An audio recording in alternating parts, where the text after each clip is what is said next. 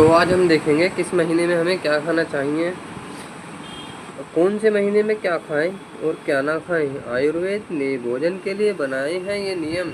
मौसम के अनुकूल अगर आप भोजन करते हैं या फिर खाना पीना खाते हैं तो अक्सर आप बड़े बुजुर्गों के मुख से ये शब्द जरूर सुने होंगे। चौथे गुड़ वैसाखे तेल, जेठ के पंथ अषाढ़े बेल, सावन साग, भादो महीन, कुंवार करेला कार्तिक दही, अगन जीरा पूसे धना, माघे मिश्री फाल्गुन चना। जो कोई इतने परिहरे ता घर बैद पैर नहीं धरे। अर्थात इस दोहा के माध्यम से बताया गया है कि जो आदमी इन चीज़ों पर अमल करेगा यानी कि नहीं खाएगा, वह इंसान कभी बीमार नहीं होगा, चिकित्सक वैद्य के पास नहीं जाना पड़ेगा। हिंदू धर्म शास्त्र में जानकार आज भी कहते हैं कि आयुर्वेद में भोजन के संबंध में बहुत कुछ लिखा है, जैसे किस सप्ताह में क्या खाना चाहिए और क्या नहीं खाना चाहिए, किस तिथि को क्या खाना चाहिए अथवा क्या नहीं खाना चाहिए, किस महीने में क्या भोजन सही है और क्या नहीं। दरअसल इसके पीछे वैज्ञानिक कारण भी है। प्रत्येक सप्ताह, तिथि या महीने में मौसम में बदलाव होता है। इस बदलाव को समझकर ही खाना जरूरी है। किस माह में क्या खाया जाए, जिस तरह पूर्वजों को बताया गया कि चैत चना बैसाखे बेल, जेठ सयन अषाढ़े खेल, सावन हर्रे, भादो तिल, कुंवार मास गुड़, सवे तित, कार्तिक मूल अगन तेल, पूस करे दूध से मेल, माघ मास घी खिचड़ी खाए, फाल्गुन उठ नित प्रार्थनाएं। इस तरह खाना खाने के नियम बनाए गए हैं। हिंदू माह बताते हैं कि मौसम में बदलाव उल्लेखनीय है। हिंदू माह में मौसम में बदलाव को प्रदर्शित करते हैं, अंग्रेजी माह में नहीं। अक्सर आप जब रात में दही की डिमांड घर में करते हैं तो माताएं देने से मना कर देती हैं। न मानने पर डांट भी मिलती है और डांट का सामना भी करना पड़ता है, इसलिए रात को दही नहीं खाना चाहिए। वहीं देखते हैं अज्ञान आदमी भी दूध के साथ नमक नहीं खाता है, क्योंकि उसको भी मालूम है कि दूध के साथ नमक नहीं शक्कर मिलाकर खाना चाहिए। ऐसे समझे कि किस माह में क्या खाएं क्या ना खाएं। क्या खाएं? चैत्र माह।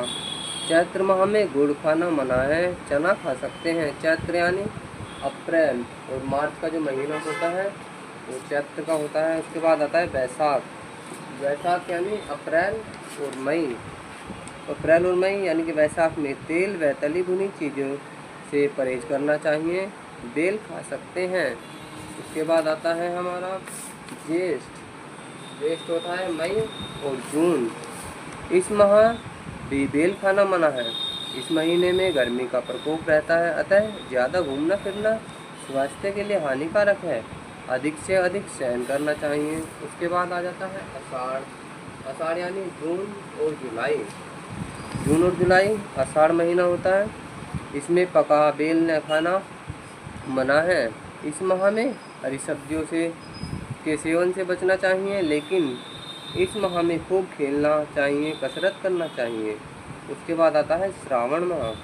श्रावण यानी कि जुलाई और अगस्त। इस माह में साग खाना मना है। साग अर्थात हरी पत्तेदार सब्जियां और दूध व दही से बनी चीज़ों का भी खाने से मना किया गया है। इस माह में हर्रे खाना चाहिए, जिसे हरिद्रा या हर्रड़ा भी कहते हैं। भाद्रपद यानी कि भादो। इस माह में अगस्त और सितंबर होता है। भादो माह में दही खाना मना है। इन 2 महीनों में छाछ, दही और इससे बनी चीज़ें नहीं खाना चाहिए। भादों में तिल का उपयोग करना चाहिए। अश्विन माह। अश्विन यानी कि क्वार, सितंबर और अक्टूबर। इस माह में करेला खाना मना है। इस माह में नित्य गुड़ खाना चाहिए। उसके बाद आता है हमारा कार्तिक माह।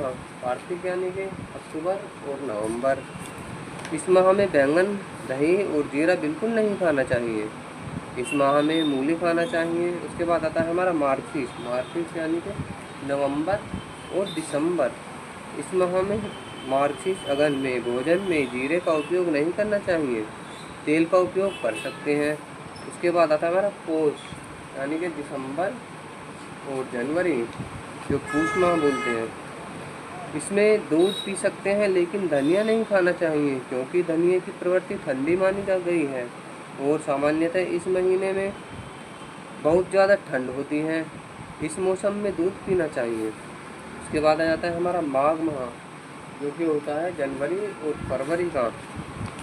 इस महीने में मूली और धनिया खाना मना है, मिश्री नहीं खाना चाहिए। इस माह में घी खिचड़ी खाना चाहिए। उसके बाद आता है हमारा फाल्गुन माह, यानी कि फरवरी और मार्च। इस महीने में फाल्गुन माह में सुबह जल्दी उठना चाहिए। इस माह में चना खा सकते हैं। तो दोस्तों, इस प्रकार से थे हमारे ये पूरे साल का विवरण, किस महीने में हमें क्या खाना चाहिए और क्या नहीं खाना चाहिए।